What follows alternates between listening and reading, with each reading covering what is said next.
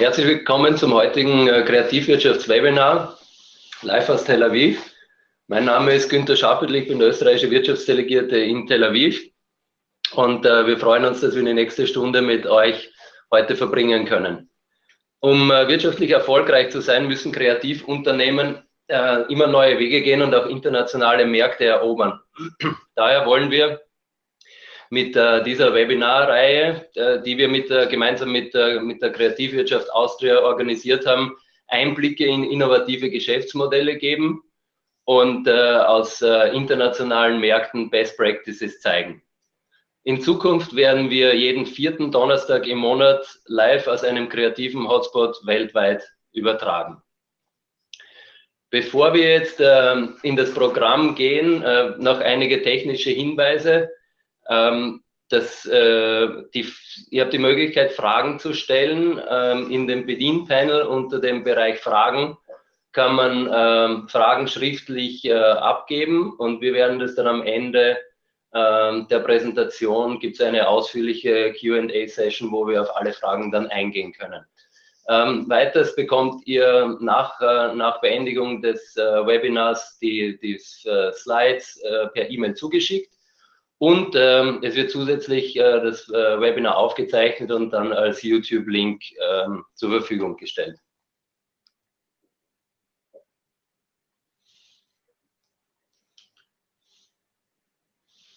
So, kurz jetzt zum Ablauf. Ich werde zu Beginn ein paar Worte sagen über unsere Services, über die Außenwirtschaft Austria. Dann einen ganz kurzen Einblick in den Markt Israel und da speziell eingehen auf die Kreativwirtschaft. Dann als dritten Teil haben wir natürlich unseren Hauptteil für euch vorbereitet, ein Company Best Practice der israelischen Firma Inception, die uns über ihre Erfolgsgeschichte berichten werden.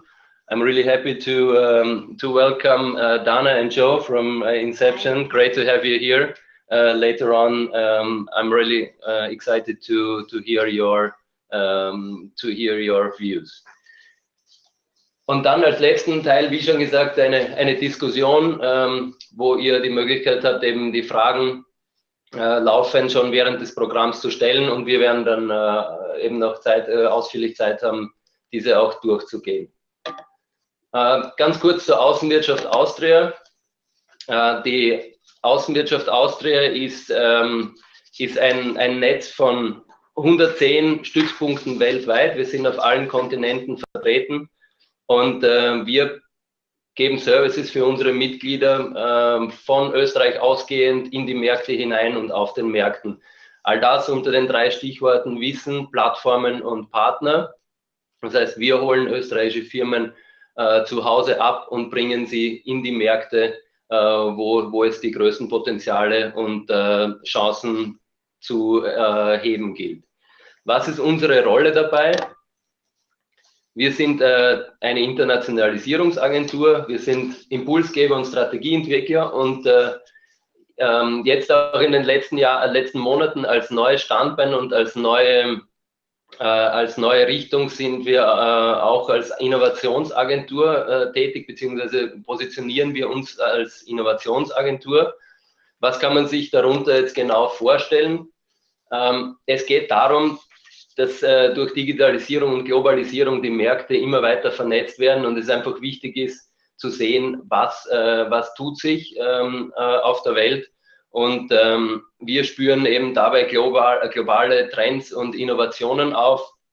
Wir vermitteln dieses Wissen an euch, an die österreichischen Unternehmen und wir unterstützen bei der weltweiten Vermarktung von innovativen Produkten. Um das jetzt vielleicht ein bisschen anschaulicher zu zeigen, Beispiele, was tun wir in Tel Aviv dazu? Unser Hauptthema, nachdem Tel Aviv ein Innovations-Hotspot ist zum Beispiel Technologie-Scouting für österreichische Unternehmen. Wir vernetzen Investorengruppen, also Business Angels aus Österreich und aus Tel Aviv und wir organisieren Forschungskooperationen, jetzt ganz aktuell im ersten Halbjahr zum Thema Leichtbau zum Beispiel. Wo gibt es diese Innovationsleistungen, wo kann man die als Unternehmen abrufen? Natürlich ist Innovationswissen in allen 110 Standorten weltweit vorhanden in unseren Büros. Aber in der ersten Runde wurden jetzt mal 35 Außenwirtschaftszentren mit einem Fokus auf Innovation definiert. Ihr seht, es ist auf allen Kontinenten, gibt es hier Büros, die diese Innovationsagenten übernehmen. Und was für uns auch ganz wichtig ist, was wir kommunizieren wollen, Innovation ist nicht immer nur Hightech. Also es gibt auch Innovationen in der Organisation oder Innovationen im Lebensmittelbereich, eher in Low-Tech-Bereichen, und auch das wollen wir damit abdecken. So, hier in Israel ist es natürlich immer sehr wenn wir über Innovation sprechen, ist es immer sehr Hightech-lastig, aber wie gesagt, ist nicht unbedingt ein Muss für alle anderen Märkte. So, genau, und jetzt Stichwort Israel, ganz kurz ein Überblick über den Markt hier. Israel ist ein Land der Gegensätze, und das spürt man eigentlich in allen Bereichen. Man sieht hier ein Bild der Regenbogenparade, die in Tel Aviv stattfindet, jedes Jahr im Mai, wo 150.000 bis 200.000 Leute unterwegs sind. Dann gleichzeitig 2 Kilometer daneben Bnei Brak mit dem ultraorthodoxen Viertel, wo am Samstag die Schranken runtergehen und überhaupt keine Bewegung ist. Also was ich damit sagen will, es gibt in diesem kleinen Land, das von der Fläche her so groß ist wie Niederösterreich zum Vergleich, gibt es unglaublich viele Gegensätze, und die sich dann in verschiedensten Bereichen auswirken. Das sind gesellschaftliche Bereiche, das sind kulturelle Bereiche und natürlich auch im wirtschaftlichen Bereich. Und Israel ist ein Einwandererland schon immer, und das heißt, durch diese Unterschiede und durch diese Gegensätze gibt es innerhalb des Landes durch die verschiedenen oder durch die einzelnen Gruppen zum Teil ganz unterschiedliche Vorstellungen, wie dieses Land sein soll oder in welche Zukunft es gehen soll. Und dadurch gibt es natürlich immer wieder Spannungen, die zu Entladungen führen. Das sind manchmal negative Entladungen, aber auch sehr oft positive Entladungen, die zu Innovationssprüngen, zu neuen Modellen und zu neuen Lösungsansätzen führen. Ein positiver Aspekt in diesem Kontext ist, dass Israel sich in den letzten Jahren, in den letzten 30 Jahren eigentlich schon als Innovations-Hotspot entwickelt hat. Alle großen Unternehmen weltweit, also alle Marken, die uns einfallen, von Microsoft, Apple, Google, Facebook und so weiter, alle Autoproduzenten haben in den letzten Jahren in Israel die Zelte aufgeschlagen und führen hier sehr stark ihre R&D-Aktivitäten durch und entwickeln hier neue Produkte, die dann den Kunden erst in 15 Jahren vielleicht dann wirklich am Markt zur Verfügung stehen. Das heißt, Innovation ist hier das Riesenthema, und das bringt mich auch jetzt zum Kreativwirtschaftsteil, weil Israel, man muss es so sagen, es gibt in Israel jetzt nicht einen abgetrennten oder in sich geschlossenen Kreativwirtschaftsteil. Man versteht das hier oft als Vermischung mit dem Technologiebereich, und Technologie und Kreativwirtschaft gehen hier eigentlich Hand in Hand. Ganz kurz, man sieht hier die Fakten, also wie gesagt 4% vom GDP ist der Kreativbereich, knapp 15 Milliarden Euro Total Revenues, und aber wie gesagt immer sehr technologielastig. Und deswegen haben wir auch jetzt das Thema Virtual Reality und Augmented Reality in den Fokus des heutigen Webinars gestellt. Und ich möchte jetzt auch überleiten zu unserem Hauptteil, eben zur Vorstellung des Unternehmens. Und ich werde jetzt dann auf Englisch wechseln. Die Präsentation des israelischen Unternehmens wird in Englisch ablaufen. So I'm very happy that we have one of the global leaders in VR, AR entertainment with us, who will share their experiences. And I'm happy to introduce Dana and Joe from Inception.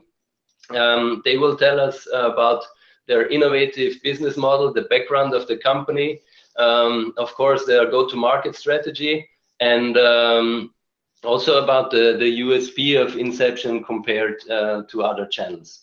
I give you the floor, and here's the clicker. Thank you so much. Sure. Pleasure being here. So again, Inception does immersive content, both VR and AR, for branding and entertainment. But before we go into that, we thought we'd tell you a little bit about who is Inception, who are the people behind Inception, and how it came about.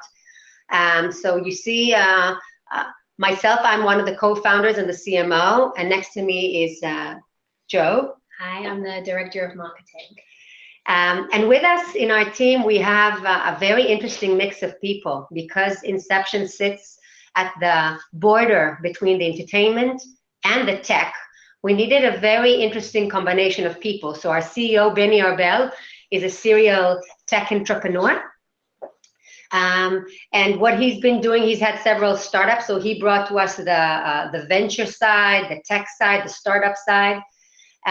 Effie Wiesen, my other co-founder, he is a veteran in the post-production world. So he's been doing, for those of you who remember the film, The Never-Ending Story, well, he's the one who did the visual effects for that. He comes from the heavy, creative, post-production visual effects, and he brought that to us. And then another co-founder is Nitzan Shena, our CTO, who spent years in pure hardcore tech. The four of us, coupled with Alyssa, who does business development, and Andrew, who came from the consulting days, together with investor Gigi Levy, we made this combination that we thought could create a unique value proposition to the market. A couple of more words about myself. I'm an engineer. I grew up as an engineer, and I spent most of my life in regular tech marketing. I then I was a CMO of a company called Amdocs with a market cap of several billions. I think now it's around 8 or 9 billion. I had 150 marketing people and hundreds of millions of budget. Then I went to work for Microsoft, where the company was even bigger, and I did strategy for the Israel Development Center. And then at the time, I started to look at this whole domain called AR and VR. Microsoft had just released the first version of the HoloLens. This is early 2016. And I'd actually read the book called Ready Player One. I'm sure many of you have heard of it. And if not, I recommend that you go read it. Steven Spielberg is now releasing the movie in a couple of months. He bought the rights to it. But it's a book that for the first time ever actually talked about what does a world look like where VR and AR are just common practice, and all of us have it on a day-to-day basis. At that time, I was approached by Gigi Levy, who is one of Israel's serial tech entrepreneur, and he said, how about we do something with VR? And he actually introduced us, me and the CEO, and we started with the other founders, with Nitzan and with Effie, and we started talking to each other, and we thought that this is going to be big. The question is what? So if you ask us, how did we know that our idea was great? We didn't. We knew that this was a brand new market, and that there are new value propositions that can come to play here, and that we want to be the ones creating them. So we sat together and we came up with the idea of creating a B2C value proposition around VR, and I'm going to get to that in a second, explaining the details. But before we go to Inception, maybe let's take a step back and talk a little bit about the AR and the VR market and where it is right now. So, let's take a look at the top half of the slide. The VR market, it really started in 2016 when Oculus released the first headset, and there was such a big hype, and then HTC followed and Sony followed, and everyone was so excited that after that, obviously, there was just a huge disappointment when it actually didn't pick up to that extent that everybody thought. But what we did see, despite that disappointment, is that towards the second half of 2017, more and more brands were doing things with VR. They were trying to do commercials, trying to do experiences. Microsoft launched a new headset called Microsoft MR, from which we were the partners for the launch. And so I think the optimism is coming to pick up. CES right now announced several new headsets, the Oculus Go, the standalone from Daydream. And so right now, analysts are still predicting that in 2020, 25% of US households will have some sort of shape of VR. And that's a big deal, a quarter of households, and that's where we're aiming for. Similarly, on the AR side, 2016 was just about Snapchat filters, a very, fun Snapchat or Pokemon Go. But even here, we saw 2017 bring the promise of AR Kit and AR Core and a bunch of mechanisms to help all of us use AR in a much more handy manner. And once again, here, also the numbers are talking about 26 million specialist AR headsets by 2020. So both of these immersive technologies, we think, are going to pick up very, very soon. When we look at VR and AR, we like to think of them as a spectrum. And the reason we like it, because again, when you look at VR today, VR at the highest, purest definition may not be a really attractive market. But VR on its continuum is actually a really attractive market that we think you should be entering into already today, and it's only going to improve. So on the left-hand side of the slide, you've got the tethered devices, meaning they're connected with the goggles are connected with a cord into a big headset, into a big laptop or a PC. So you've got Microsoft, Oculus, HTC, the PlayStation. Those are the big, really high-end devices that are giving you the best experiences. Then one level next to that, you've got the mobile with either Samsung Gear or Google Daydream. Then you've got the cardboards. But then you also have regular 360 videos. And when you film a movie in VR, an experience in VR, you can then take that same digital asset and use it in your traditional 360 channels. You can put it on Facebook as a 360 or on YouTube or on your website. And the reason that's important is that today, most likely when you invest in VR, you'll see more monetization on the 360 side, but you'll be building your VR repository for the left-hand side.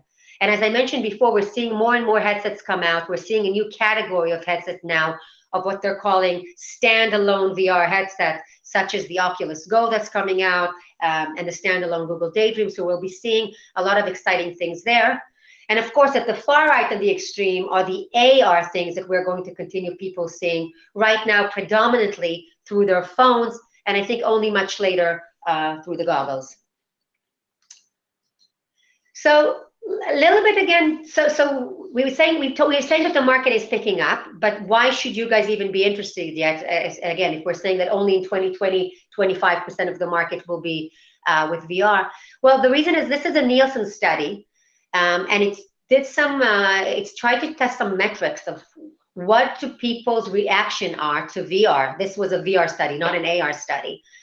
So first of all, 83% of them, when they saw a VR experience, they enjoyed it. But the more important numbers are the other ones. They were twice as likely to share a 360 video that they saw with friends compared to a regular one. And they had an 8 times higher brand recall. I'm sure all of you marketeers know how hard it is today to rise above the noise, to rise above the clutter. So having something that can give you an 8 times higher brand recall is extremely powerful, and people felt extremely engaged. So this is the kind of promise that I think VR and brands using VR can help. It can get them a growing audience, a deeper connection, and make a longer engagement with something that's much more memorable. So with this, looking at the market, so we are saying the market is very attractive. It's moving all the time. It should be interesting both to consumers, but also to brands. With that in mind, let's take a little look at some of Inception's work today. We're going to run a little show reel for you guys to get to know us, and then we'll pick it up.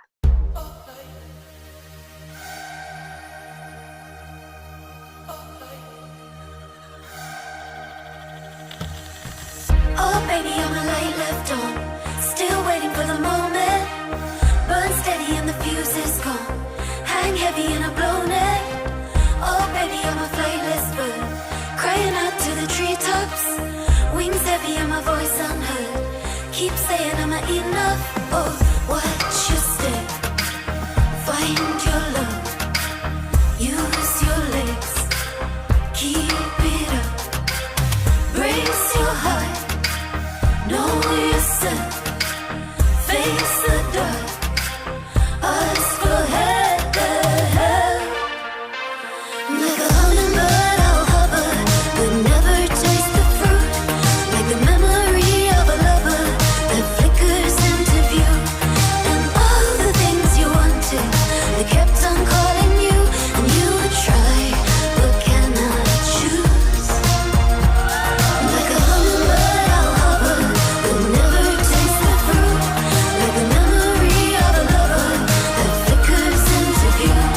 today. All the things you wanted, they kept on calling you, and you try, but cannot choose. Oh, you try, but cannot choose. Ready. And done.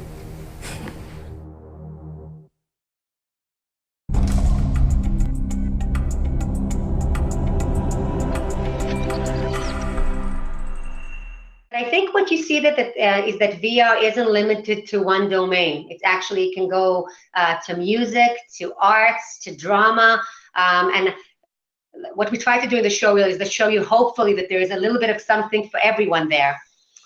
So let's talk a little bit about us, and I'm just gonna do a high-level intro, and then I'm gonna hand you over to Joe here. So in general, we decide how do we compete in this world, what it is that we can do. So first of all, I'm going to start with the centerpiece.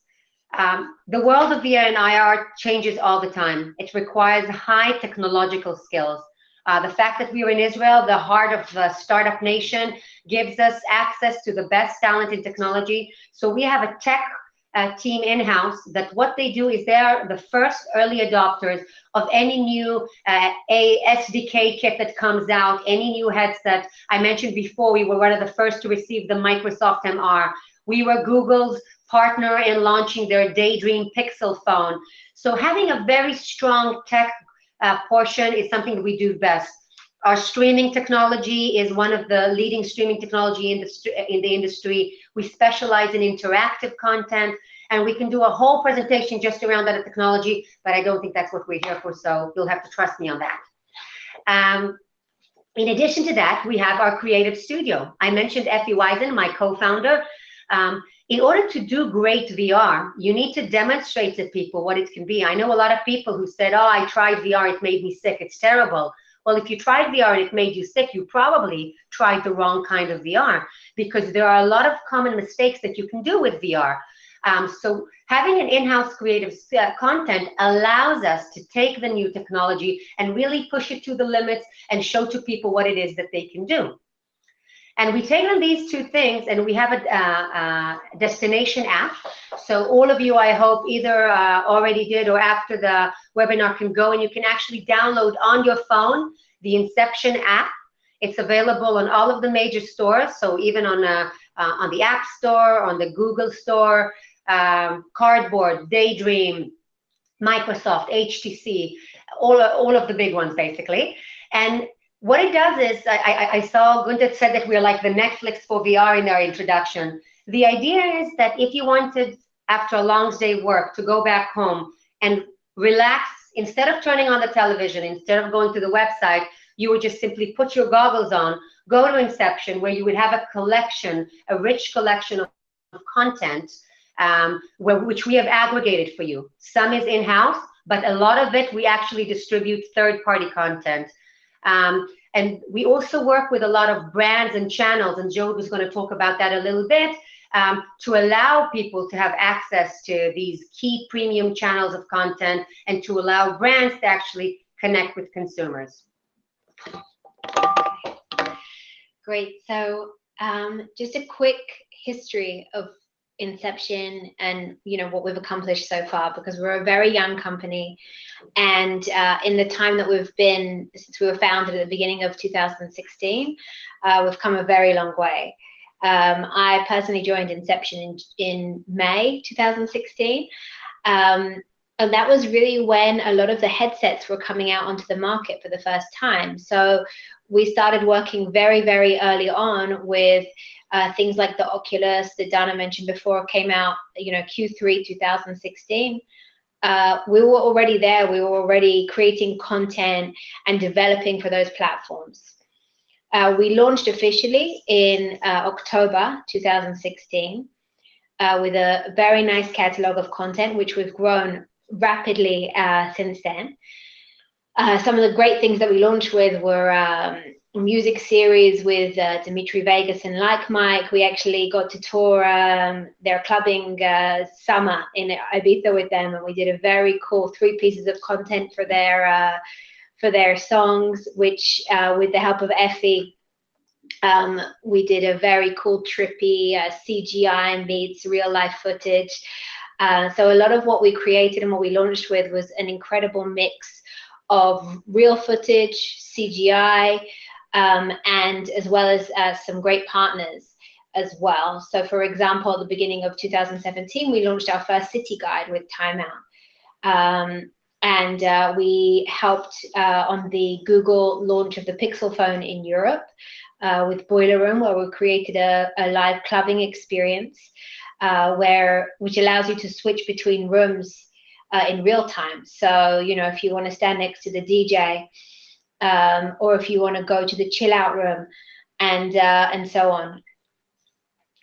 We also worked very closely as the year went on with more brands and more publications. One of the specializing things that we have is that we work with publications to create ongoing series of content. So when you come into Inception, you know, we have partnerships with Pitchfork, we have partnerships with Fashion TV, which is something we launched around Christmas, and you're able to get an ongoing stream of content from these guys that's updated on a regular basis, and we're their VR partner. Other things that we did in 2017 was really exciting. We got into the AR field and started working directly with Facebook as one of their beta partners for their camera effects studio. So we're building the filters that you see in your newsfeed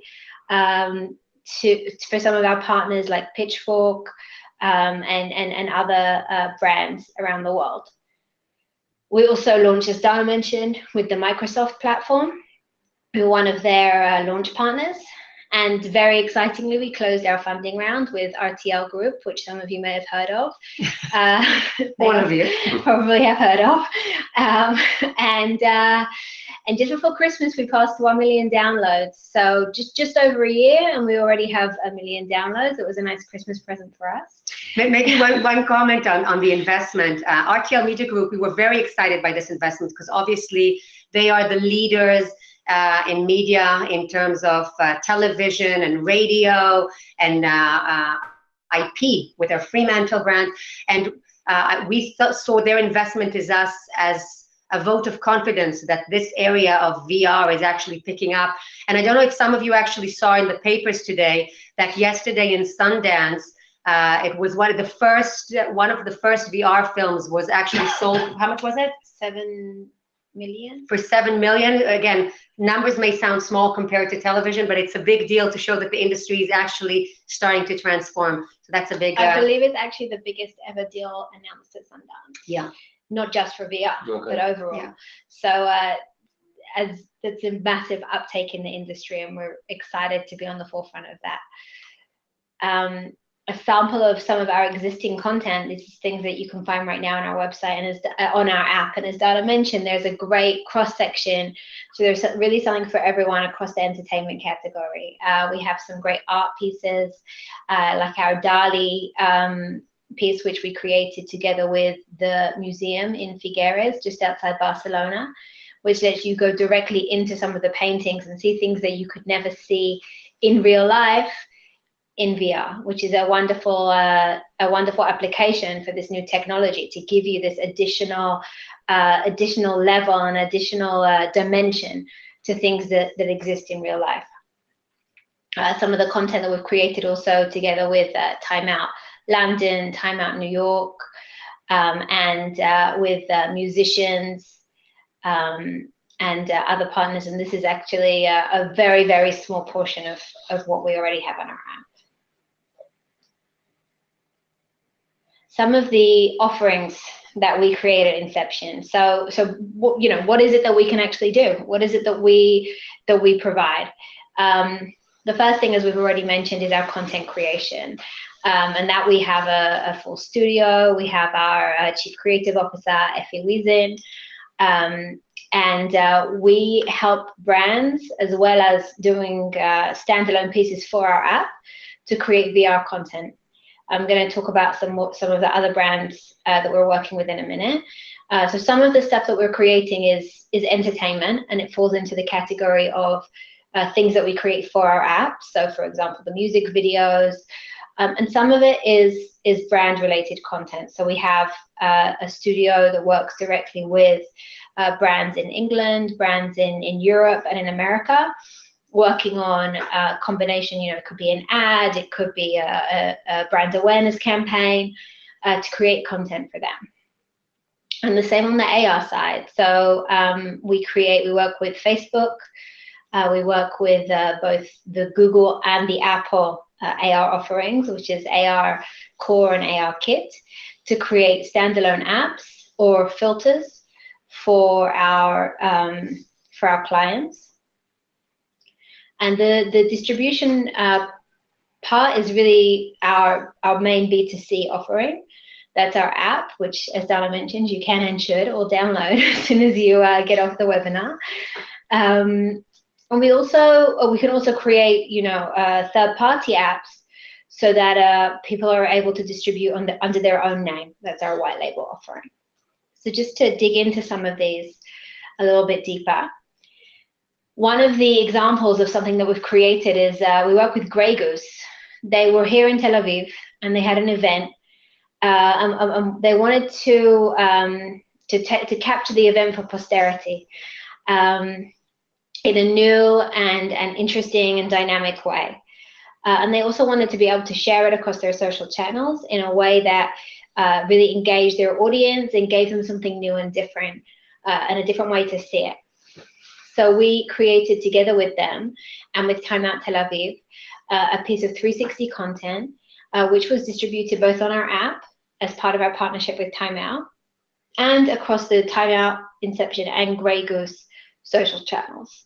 And what we saw from that was really an incredible difference in the number of views and engagement across the social channels.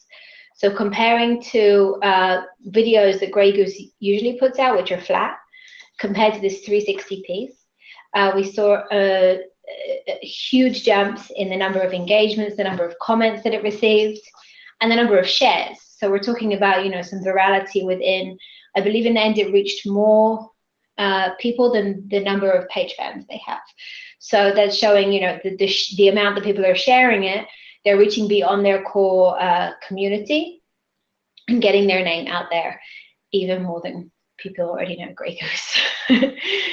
Our content, our AR content creation, as I mentioned, we do Facebook camera effects. We've done effects for The Sun, that's the one that you're seeing here on the screen, newspaper in England. We've also done effects for Pitchfork, which I'm going to talk about in a minute. We did an effect recently for Universal around the launch of Pitch Perfect 3, which is one of my personal favorites, as a big fan of the films.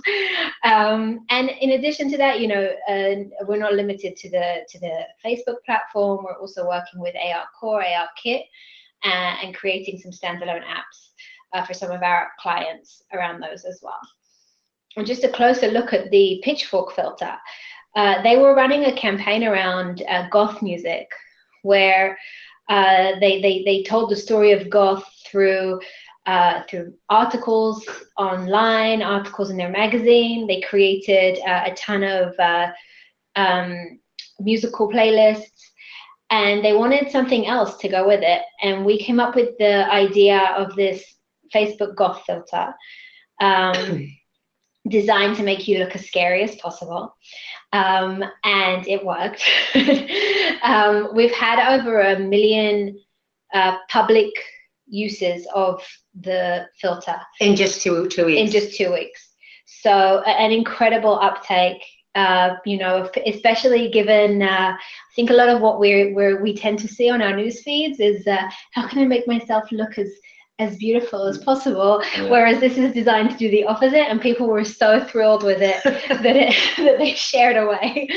So that was an amazing uptake. We're very proud of it, and Pitchfork also are incredibly happy with the results. As Dana mentioned, we have our app. This is kind of a quick snapshot of what it looks like. And we're across all platforms, which means that by distributing with us. So if you have existing VR content, or some of our brands who have already built out VR content, for example, Fashion TV, some of the content that they have on their dedicated channel, we created together, and some of it they created prior to working with us. And what this gives them is the immediate ability to reach every single VR platform out there. They don't have to worry about, well, we have to submit an app here and we have to do an update there. Those are things that we take care of on our end with our very, very strong technical team based here in Tel Aviv. It's a great, we already have over 1 million downloads. We have a very, very active daily and weekly user community. And we're always adding new content. So we're seeing people come back more and more to see what else is new, what else we've added, and what else they can enjoy. So I think, so just to wrap up, you know, if this is what TV used to look like back, I don't know, 60s, 50s, I don't know how back this picture is from, the entire family watching something together, maybe dad was on the newspaper. Actually, where we're heading is to this world where, yeah, we're all going to be on the same sofa, but we're going to be teleported somewhere else. Entertainment is being completely redefined. It's not about storytelling, it's about story living. So if we see a movie about New York, we expect to be in New York. This, by the way, the shot near Grand Central from one of the Time Out New York experiences that we have in our app. I mean, why would you settle for just seeing it on television when you can actually go there? And we're going to see more and more of us being able to share experiences within the goggles and interact. But since we are so positive that this is where the world is heading, Inception wants to make sure that we are leading the shift there with our content, with our technology, with our studio. So that's Inception. Cool. Thank you very much for this great presentation, for the insights from your fast-growing company, very successful company. Actually, I like the story living, not storytelling a lot. Just 2 remarks before we go into the Q&A session. I mean, what I'm always amazed is like the fast pace of the companies in Israel, of the growth of the companies. And I forgot to mention that actually before in the overview of the market, one must not forget like that Israel is really a small market. It has no home market, or almost no home market, and no neighboring markets. So companies are really forced basically to grow on a global scale, and on a global level. And I think this is also a take for Austrian companies, which are usually, you know, based in the center of a continent, and you have neighboring markets which on one hand make it easy to access new markets, but on the other hand, like, you know, it's less challenging than starting basically from an island, if you want to call it like this. Okay, I see, like we start now the Q&A sessions. I see that we have already some questions coming in. Maybe I start with the first one. Since AR, VR is still a relatively new thing, which type of firms you think would benefit most from that technology? So I think that with VR and AR, most brands today, I think, should be exploring with it. It depends how much budget you have. It depends exactly what kind of medium you're in. But as I mentioned before, there is so much marketing noise out there, especially if you're targeting millennials. Millennials meaning predominantly people age 18 to 30, 35. Those people need to be excited. That's just the reality of it. Every day that passes by, they've seen it and they want something new. With VR and with AR, you can give them something new. So again, if you're a brand and you're trying to get consumers' attention, we're doing a lot of work now with brands that they're basically telling their story. They have an identity. They used to tell their story on billboards or on their website. Now they're actually building VR experiences.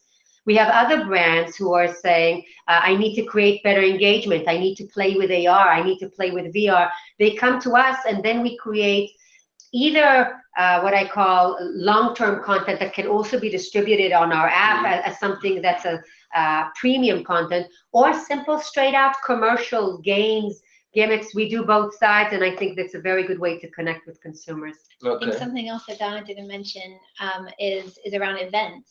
A lot of what we're seeing is a demand from clients of ours to understand how they can stand out better at these conferences, right? You walk into a conference hall and there's hundreds of companies there. How do I grab attention? Yeah. So that's some of the things that we've been able to do as well for some of our partners.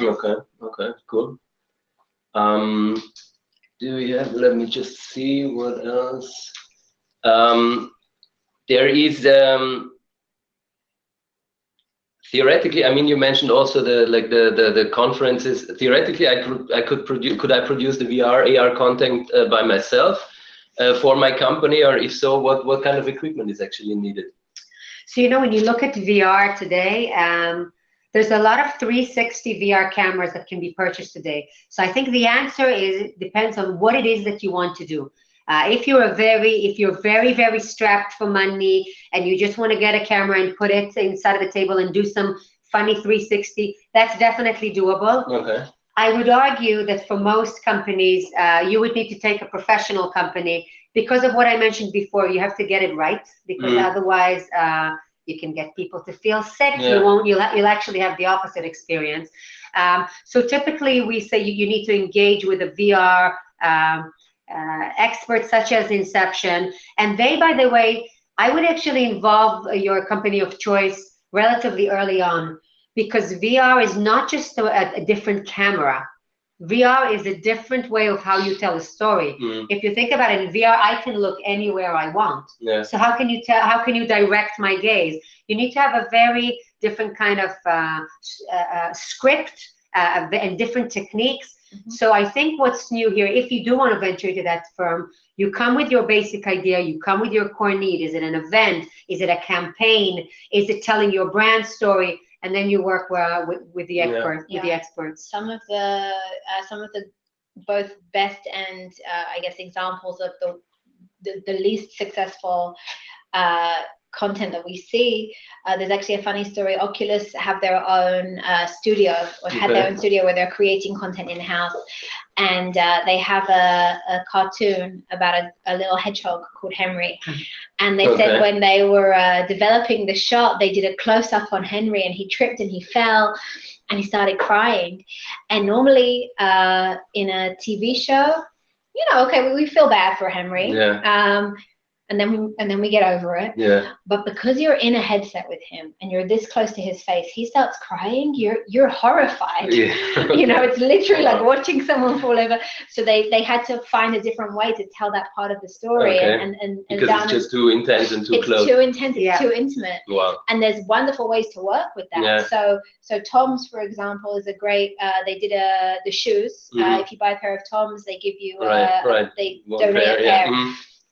They did an amazing VR experience where they put some booths in some of their stores, and they went to the places where they're donating the shoes, and they met with some of the people who have received shoes from them, and it increased engagement with their potential customers. People were, I can't remember the number, but significantly more likely to purchase shoes after they had used this VR experience. Right. So that's the wonderful way that VR brings out this emotional connection. Right. But just, you have to be very careful the way that you do it. Yeah, I think it offers like a lot of opportunities for brands to market themselves, but at the same time you have to take care that the user is not lost in this new world, in the three-dimensional world. I just have to see, wow, there's a long question coming in. There was one question, how was the title of the book? It's called Ready Player One. Okay, and then we have, there's a question, what's the difference between Inception and the Oculus Store? Okay, so Inception, we actually you can get Inception in the Oculus Store. So if you think about it like your regular apps that you have on your phone, you have the App Store, for example, for iPhone, and within that App Store, you have many different apps. So Netflix, for example, is an app on the App Store. Similarly to that, Inception is a VR app on all of the big stores. So we need the containers of the big platforms. That's where we live. So we live on the Samsung Gear platform, on the Oculus Rift, on the HTC Vive. So we are an app housed by them. Okay, thank you very much. I see that's a long question now, but a very interesting one. Actually, it comes from the very western part of Austria, which is covered with 3 meters of snow at the moment, probably. It says, we are very interested in this theme, in this topic. We see ourselves as a creator of content, as we are a photo and video studio with clients all over the world. Could we afford your team, your cooperation? We create our content in a quite simple way at the moment with budget cameras like Samsung Gear 360 or Insta 361, but willing to invest in better cameras as soon as we have the right knowledge about the requirements. We are looking for a partner that we could work together and improve. And then, by the way, thank you for this opportunity of today's event. Great greetings from snowy Austria. So we're always looking for cooperations and collaborations, and probably the best way we would connect you with the head of our studio, Effie. In this business, we're seeing tons of partnerships. We're seeing a lot of people collaborating both on the hardware, on the creative, on the studios. So the answer is, of course, we'd love to collaborate, and we'll have to see specifically. Yeah. We'll put our information. It's on the website. I think we can share it here as well. Also, just to mention it, if there's any existing VR content that you have, one of the things that we do is distribution. And we're working with both the bigger studios and also the independent creators around the world to distribute their content. And we feel very strongly that this is one of the best ways to develop the VR ecosystem, which, you know, is only going to come back and help us in the long run, is by working with some people who are creating content and helping them to distribute, to get it out to the widest audience, to market it, and to get people to come back for more. Okay. Just by the way, I saw that my phone was on camera. I'm not reading my emails here. Actually, the questions are rolling in here on the phone. So there are a couple of questions about the budget.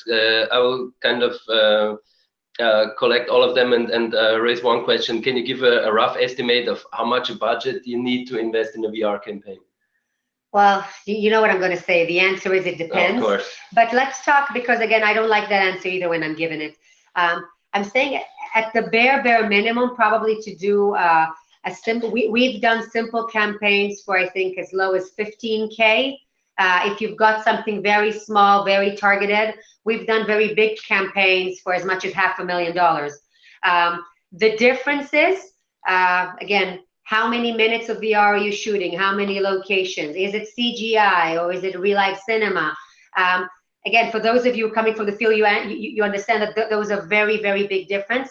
But I would say that we had a very large brand come to us, for example, and say that they wanted to launch a new center that they were building. And they asked to do something very small, a 2-minute experience that would give people the feel of what this was like. And that was, I think, you know, a relatively low-key project. I believe it was around, I think it was several tens of thousands. I don't remember, around 20, 30, something like that. But again, the range is very, very big. It's very hard to give a... Okay. There is actually about like going into different businesses, or let's say industries. One question is, I'm coming from construction business. Your idea would be interesting for construction sites. How do you see that? And the other one is, hi, thanks for your insights. We are developing new workspaces. Mostly we integrate the future users in the process. Of course, not everybody is used to reading like plans or like, you know, like sketches. To show them the ideas, 3D images are always helpful. Now we are thinking about using VR because it's a bigger experience, because it's 2 times likely share with friends, as you mentioned. My question is, your projects show finished projects. We are thinking to use VR in an unfinished state. I'm curious about your opinion, if that makes sense, and if the effort outcome in realization. So I actually think construction and workspaces. So let's start with real estate in general. Real estate is actually one of the highest, the fastest markets to adopt VR.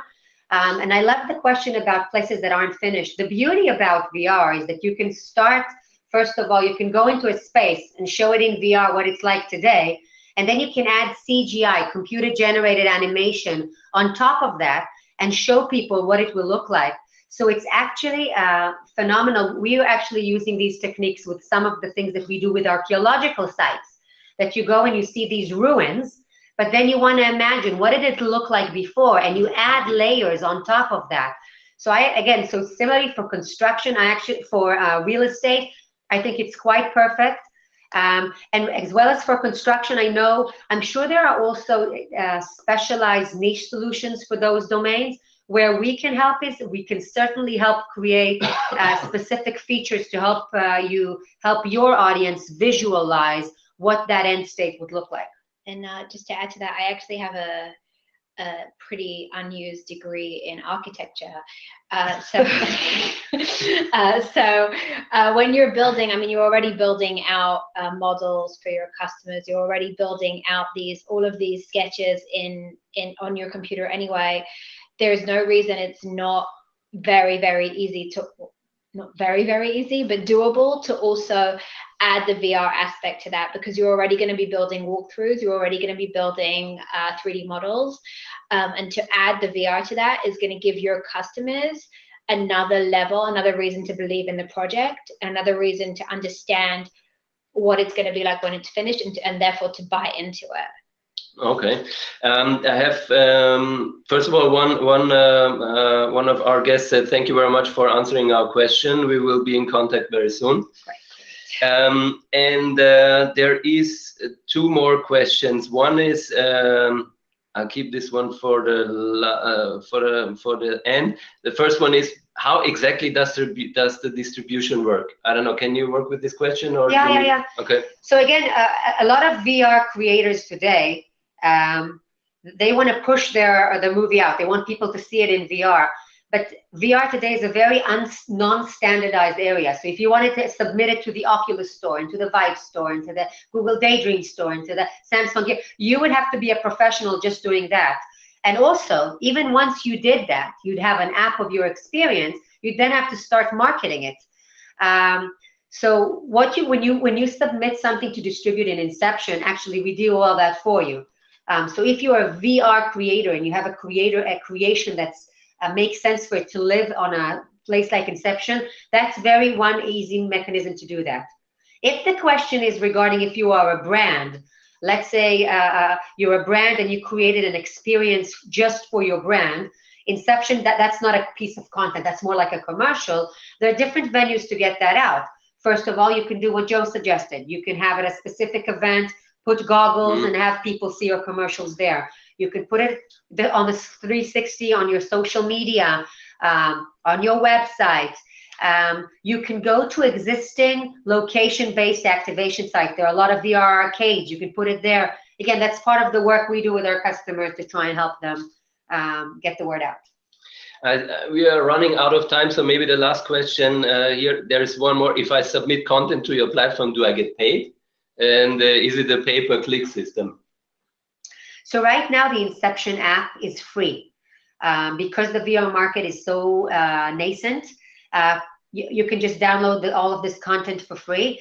And we do have the ability to start charging. So if there is a specific creation and the creator wants to charge, we can do that. Historically, we have not done that yet. Again, we think that in the coming quarter, it'll probably start making more sense. Until now, it didn't really make sense. So if a certain creator would like to charge for his piece, then absolutely we can do that. Technically, we can do that today. People are opting not to do it yet, but hey, let's see, and we'll be happy to have that conversation. Well, that's cool. So we invite you to come up with the new ideas and content. It would be great to have a match here as well. Well, thank you to our viewers and participants for the very interesting question and for the lively discussion. I really enjoyed it. Thank you for having us. Actually, I think we should have more of those webinars. It's really a cool setup. If you allow, I would switch back to German and to wrap up our Webinar. Ja, also wir hoffen, dass die Geschichte von Inception für euch interessant war. Und dass man daraus was mitnehmen konnte, wie in Israel eben agiert wird, beziehungsweise wie hier Unternehmen aus dem Kreativwirtschaftsbereich aufgestellt sind und in welche Richtung sie gehen. Vielleicht jetzt noch kurz noch zur Zusammenfassung. Die Kreativwirtschaftsunternehmen, jetzt wenn man in Österreich schaut, sind natürlich schon sehr international unterwegs. Fast 40% der Unternehmen sind im Export tätig und fast 15% des Umsatzes der Kreativwirtschaftsunternehmen in Österreich werden schon im Ausland erzielt. International gibt es noch viele Wachstumsmöglichkeiten natürlich, aber es kommt natürlich auch immer darauf an, die Strategie richtig zu wählen, beziehungsweise die Schritte richtig zu setzen. Und nur als ein kleiner Punkt vielleicht jetzt noch auf dem Weg. Es ist einfach wichtig, wir haben es mit vielen Unternehmen, gerade auch mit kleineren Unternehmen gesehen, es ist wirklich wichtig, auf die relevanten Märkte zu fokussieren. Und man kann die Ressourcen nicht ewig aufteilen und alles gleichzeitig das machen. Das heißt, man muss wirklich sich überlegen, welche Dinge zuerst und wie ist die Richtung. Gleichzeitig ist es natürlich auch wichtig, eine Strategie zu haben, aber eben auch mit der nötigen Flexibilität. Und hier kommt wieder für diejenigen, die vielleicht schon in Israel waren oder hoffentlich bald kommen werden, dieser Punkt passt sehr gut zu Israel. Hier läuft alles wahnsinnig kurzfristig ab. Es wird sehr viel improvisiert, Strategien oder Pläne werden immer wieder umgeworfen. Das heißt, einerseits muss man einen roten Faden haben, man muss sich aber auch die Freiheit geben und die nötige Flexibilität, Änderungen am Weg mitzunehmen und diese Chancen aufzugreifen. Und ein Punkt, der nicht nur für Israel gilt, sondern überall sind natürlich die lokalen Partner sind der Schlüssel zum Erfolg, weil es eben interkulturelle Unterschiede gibt. Es gibt Know-how, das nur lokale Partner zur Verfügung stellen können. Genau. Meine Kollegin zeigt mir jetzt gerade noch, ob es noch Fragen gibt. Einen nehmen wir, and there is one more question. I'm currently working on my bachelor thesis, which has VR in online shopping as a topic. In particular, VR as a tool for emotionalizing online shops. I would just like to know your opinion on the topic, on the relevance and usability. Do you believe VR can bring back lost emotions that you have in a normal store, but not in an online shop? I absolutely think so. I think the whole premise of VR is presence. It puts you there. So assuming you're a kind of person that gets excited in this, it can't create a new emotion. So if you're not a shopper and you hate going to shops, VR won't reinvent that. But if you love shopping and you go and you love every time you go into a Gucci or a Versace store, you go, wow, then VR gets you a much similar experience and a very different one than just going on the website. I think there's a difference between trying to emotionalize an online store, like a website, and creating a VR shopping experience. Because creating a VR shopping experience, right? That's the way forward. That's how the stores are they're gonna take all our money, right? Once you're in there, they can do whatever they want to you. Playing around with the website is perhaps a little bit less immersive because you're shopping. You don't necessarily want to start watching a video. Are you going to put your headset on? That's a slightly different question. Although I do think that some of the best retail campaigns I've seen online, the way that they're doing it is by triggering emotions, and VR is obviously a great way to do that. Okay, so definitely it has its relevance and it's only growing. Yeah, absolutely. Okay, vielleicht jetzt noch zum Abschluss. Wie gesagt, wir versuchen natürlich für österreichische Unternehmen immer wieder Punkte oder Events zu starten, wo man andocken kann.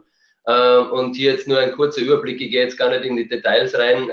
Informationen gibt es auf unserer Website wko.at/Außenwirtschaft/IL. Es gibt meistens einen Technologiefaktor in unseren Veranstaltungen. Wir versuchen neue Konzepte auch immer wieder umzusetzen. Wir haben zum Beispiel letztes Jahr auch als Mischung aus Creative Industries und Technologie einen Hackathon organisiert zum Thema Music Tech.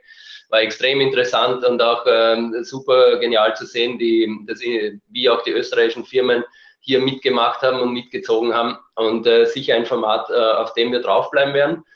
Natürlich bieten wir unsere Dienstleistungen auch individuell an. Das heißt, hier der Aufruf an alle, die Israel oder Tel Aviv kennenlernen wollen oder ihre Marktchancen hier mit uns diskutieren wollen, bitte einfach ein E-Mail schicken, anrufen oder uns irgendein Signal geben, dass wir uns bei euch melden können. Und es gibt hier auch über die Go International Initiative auch sehr interessante Fördermöglichkeiten auch für den Markteintritt. Es gilt nicht nur für Israel, sondern für alle Märkte weltweit, wo man hier direkt Förderungen bekommen kann durch den sogenannten Exportcheck. So, ganz wichtig natürlich jetzt auch noch ein Dankeschön an die Kreativwirtschaft Austria. Wir möchten uns wirklich nochmal sehr herzlich bedanken. Wir haben eine wirklich sehr hohe Zahl an Teilnehmern heute generieren können. Es freut uns natürlich wirklich sehr, dass das so auf Interesse gestoßen ist und wäre ohne die Initiative der Kreativwirtschaft Austria so nicht möglich gewesen. Wer Unterstützung, Netzwerk und Service braucht für das eigene Kreativwirtschaftsunternehmen, kann sich in Österreich an die Kreativwirtschaft Austria wenden. Und diese bietet euch umfangreiche Serviceleistungen für den wirtschaftlichen Erfolg und punktet durch ihre branchenübergreifende Vernetzung. Für mehr Informationen auch hier auf der Website www.kreativwirtschaft.at. Ich habe es zu Beginn erwähnt, Tel Aviv hier war jetzt der Auftakt zu unserer Webinarserie der Kreativwirtschaft Austria mit der Außenwirtschaft Austria. Der nächste Stopp, und das muss ich jetzt ablesen, findet am 22. Februar um 15 Uhr statt, mit meiner sensationellen Kollegin aus Kopenhagen, Cosima Steiner, die das Thema Kreativwirtschaft wirklich lebt. Und dort geht es um innovative Kundenbindung durch Gamification. Und ja, damit bleibt uns nur mehr uns zu bedanken, dass ihr dabei wart. Es war wirklich eine interessante Stunde und ich hoffe auch für euch. Thank you very much once again for this great hour and yeah, much success in the future. Thanks a lot. All the best. Bye bye.